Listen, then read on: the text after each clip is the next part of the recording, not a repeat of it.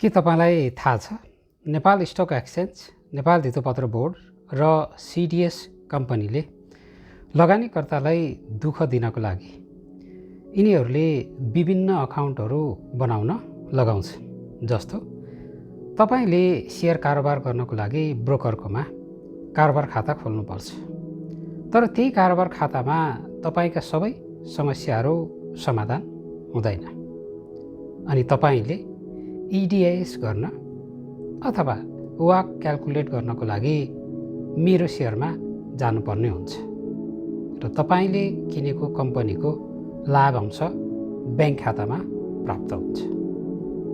अब हेर्नुस्, शेयर कारोबार गर्न ब्रोकर खाता, पोर्टफोलियो हेर्न, वाक क्याल्कुलेट गर्न, इडिआइएस गर्न मेरो खाता, मेरो शेयर खाता अनि लाभांश प्राप्त गर्न ब्याङ्क खाता। यस्ता कुराहरूले लगानीकर्तालाई धेरै झन्झट र दुःख दिइराखेको हुन्छ र यसले त्यो झन्झट र दुःख मात्र होइन, लागत पनि बढाइराखेको हुन्छ। हामीले हरेक वर्ष मेरो शेयर रिन्यू गर्नुपर्ने हुन्छ, त्यसमा हामीले पैसा बुझाउनु पर्छ। हरेक पटक आइपिओ अप्लाई गर्दा हामीले आश्वास चार्ज भनेर पैसा तिर्नुपर्छ। तर अन्तर्राष्ट्रिय बजारमा यी सबै कुराहरू एउटै खातामा हुन्छ, त्यो भनेको ब्रोकरकोमा खोलिने शेयर कारोबार खाता। यसले गर्दा हामीले यी सारा दुःख, झन्झट र तनावहरूलाई कम गर्नको लागि आवाज उठाउन जरुरत छ र यस्ता सम्पूर्ण सुविधाहरू एउटै खातामा केन्द्रित गर्न सक्यो भने यसले हाम्रो लागत मात्र बच्ने होइन, समय पनि बच्छ, तनाव पनि कम हुन्छ।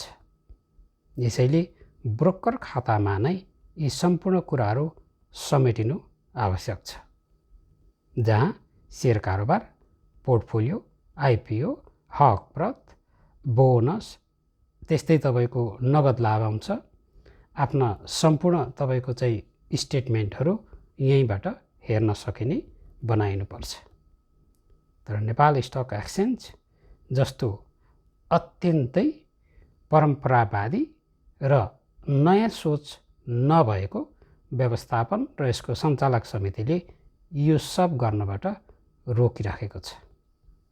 अब हामीले आवाज उठाएनौँ भने हामी फेरि त्यो 20 वर्ष अगाडिको प्रविधिमा नै केन्द्रित भइराख्नुपर्छ र दुःख पाइराख्नुपर्छ। आवाज उठाउँ, सुविधा खोजौँ र हामीले यस्ता बारम्बार तिरिने लागतबाट बस्नु जरुरी छ, तनाव कम गर्नु जरुरी छ।